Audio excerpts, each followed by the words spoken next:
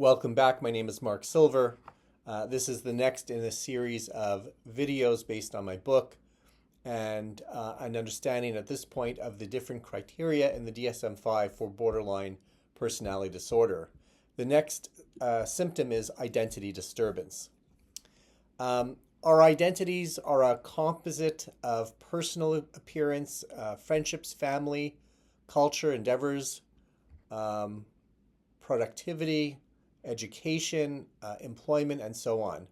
Identity, including sexual identity, is also formed by stress, both benign, such as social contagion, and toxic stresses, such as peer pressure. If you know what you want to do every day and who you wish to interact with, an identity or self-concept should be self-evident, and the compartments of the identity mean much less because the whole is healthy and intact and content. However, with borderlines, with identity disturbance, the borderline peers into the mirror, and it's like looking through fog as he does not get a clear understanding of who he is. He doesn't get clear feedback. And so the borderline strives to understand his identity in different ways, often by experimenting with relationships and behaviors, some of which may be quite self-destructive. Some borderlines also experience body dysmorphic disorder, in which he has a preoccupation with one or more perceived defects in his physical identity or appearance that are not observable or appear unimportant to others. A common misconception is that borderlines hate life, as supposedly reflected in their impulsive, destructive lifestyles. This is not true, and many borderlines love life more than other people because they are aware of how fragile life really is.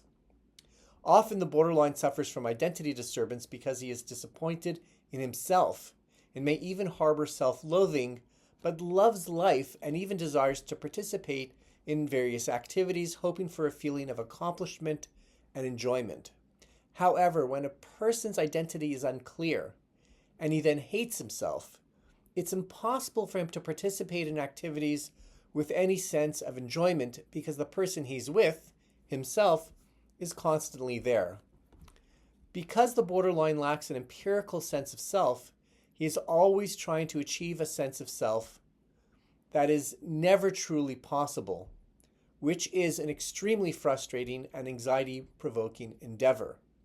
There is nothing more frightening than not having an identity, as it makes some people feel soulless, resulting in existential angst and a bleak way of seeing life in general. Moreover, borderlines tend to have a fragile sense of self, a fragile ego to begin with, and fragile things can be shattered quite easily.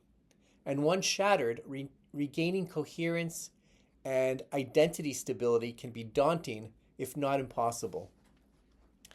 The borderline may have a very poor understanding of his identity and yet must contend with his personal issues each and every day. It's like going against an enemy you can readily recognize in some ways, but in other ways you just don't know him at all. As such, the borderline may be quite accomplished by objective standards, but by subjective standards, he deems himself as a failure. Often, the borderline has never felt comfortable either in his own skin or in a particular home or environment. The borderline may find the task of achieving a healthy and stable identity all the more challenging because he may feel that his identity as a child was not grounded in positive experiences or supportive caretakers, and so there was nothing positive on which to build.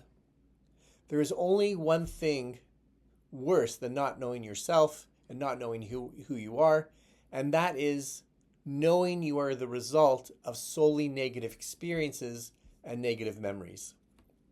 The essayist Montaigne asked Cousage, "What do I know?" Montaigne wanted to bring everything back to its most basic, empirical starting point in an effort to distinguish between what we truly know and what we assume. Without any firm answers from earlier in his life and without any firm answers looking directly into a mirror, the borderline's identity remains painfully elusive, and so the borderline strives to achieve an idealized self which must be constructed but constructed from what and how? Whatever self-knowledge the borderline has is elusive, prohibiting few constructive details of his identity and leaving the borderline without an empirical starting point. Thus, the borderline's chronic experience of anxiety due to identity disturbance leads them to search for answers in impulsivity, self-destructive, and self-defeating ways. And that's what we're going to look at in our next video, self-damaging impulsivity.